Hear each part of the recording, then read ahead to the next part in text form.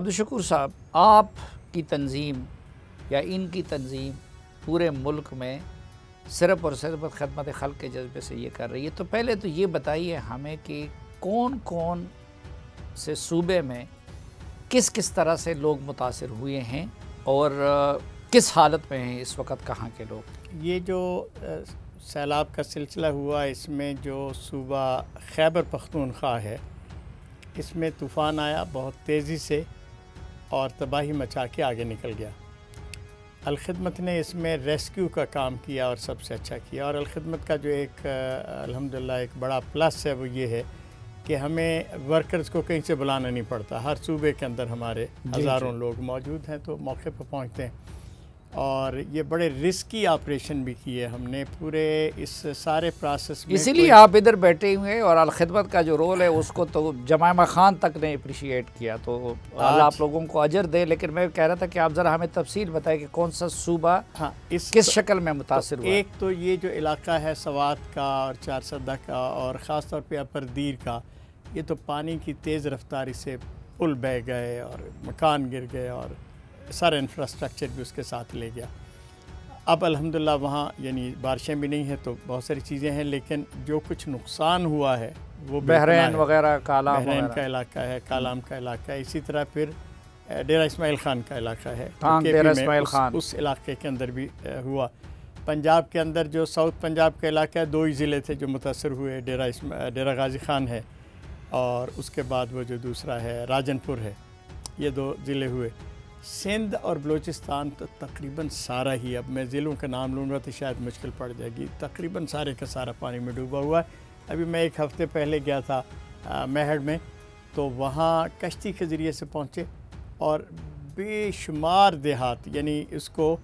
درجنوں میں تو ضرور گنا جا سکتا ہے اگر سینکڑوں میں نہیں، تو جن تک پہنچنے کے لیے ابھی بھی کوئی زمینی راستہ موجود نہیں ہے، آپ کشتیوں کے ذریعے سے جاتے ہیں۔ یہ عبدالشکور صاحب، اس کی کیا وجہ ہے؟ کئی ہفتے گزر گئے اور یہ پانی کیوں نہیں اتر رہا؟ ابھی تک کشتیوں میں لوگوں کو جانا پڑ رہا۔ اصل میں یوں ہے کہ سندھ میں یہ لو ایریاز ہیں، اور جو بدقسمتی سے ہم نے تعمیرات کی ہیں انہوں نے پانی کی گزرگاہیں بند کی ہیں، جو سڑکیں بنائی ہیں، انگریز کے زمانے میں جو سڑکیں بنی تھیں تو پلیاں نیچے سے ہوتی تھیں، اب وہ پلیوں کا حساب بھی انہوں نے ختم کر دیا ہے، تو پانی جہاں موجود ہے وہاں کھڑا ہے۔ اس وقت کوئی ہر روز 8 سے 10 انچ پانی کچھ آسمان چوس لیتا ہے، کچھ زمین کھا جاتی ہے، تو اسے نیچے ہو رہا ہے، لیکن یہ جو علاقے ہیں، لیکن سمندر کی طرف جانے کا اس کا کوئی رستہ نہیں ہے، بہت تھوڑا مطلب کہیں کہیں اس کی صورت ہے، باقی پانی نے سندھ کے اندر ہی سوکھنا ہے، اور یہ بڑا تکلیف دہ، اس کے نتیجے کے طور پر جو مچھر اور جو وبائی بیماریاں پھیل رہی ہیں، جو بدبو پھیل رہی ہے، وہ بڑی ہی خطرناک ہے، اور آپ بھوک سے مرتے لوگوں کو کم دیکھیں گے، اور بیماریوں کے ذریعے سے جو اگلے 2-3 ہفتوں میں ہوں گی، آپ اس کا اندازہ نہیں کر سکتے کہ اس کی کیفیت کیا ہوگی۔ اس میں ہم نے ایک ایمرجنسی میں پلان کیا، یعنی پہلے تو ہم نے 4 جگہوں پہ فیلڈ ہاسپٹل بنائے، ایک سکھر میں بنایا، ایک اس میں بنایا نصیر آباد جعفر آباد میں بنایا، اب ایک ہم نے دادو بنایا ہے، کوئٹہ میں بنایا ہے، لیکن ہمیں اندازہ ہوا کہ جو ہاسپٹل ہیں ان تک تو جو بندہ چل کے آتا ہے وہ اتنا ہے کہ وہ پیدل واک کر کے آ جائے کسی بھی ہسپتال کے اندر۔ مریض پڑے ہیں چارپائیوں پہ، خواتین، بچے تپ رہے ہیں بخار سے، اور میں آپ کو ورچولی بتاؤں، جس گاؤں میں میں گیا کشتی کے ذریعے سے 100% لوگ سوجے ہوئے تھے اور بخار سے تپ رہے تھے، یعنی آپ بسا اوقات اپنے آپ کو یہ کون سے ضلع کی آپ بات کر رہے ہیں؟ یہ میہڑ ہے، دادو کا جو تحصیل ہے اس کے اندر کا یہ کام ہے،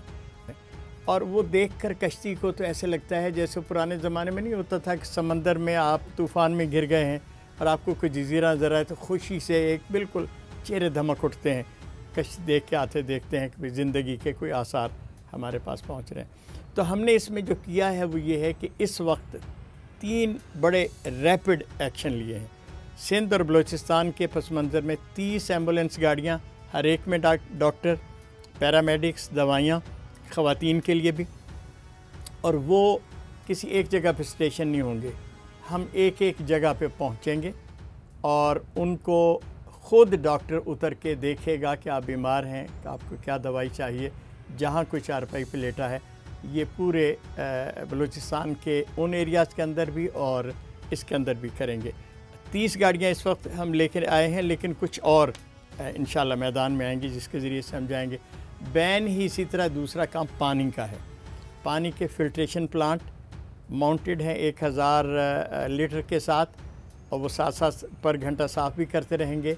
اور اس میں بھی ہم نے لوگوں کو کہا کہ پینکی ہونے کی ضرورت نہیں، صبح اس روٹ پہ جائے گا، پھر شام کو جائے گا، آپ کے پاس جیری کینس ہیں، اس کو بھر کے رکھ لیجئے، اور اس پہ پریشان ہونے کی ضرورت نہیں ہوگی کہ اب پانی آیا ہے تو پتہ نہیں اگلا پھیرا کب آئے گا۔ تو یہ دونوں چیزوں کا ہم نے کوشش کی ہے کہ اطمینان دلائیں لوگوں کو کہ ان کے گھر تک علاج بھی پہنچ رہا ہے اور پانی بھی پہنچ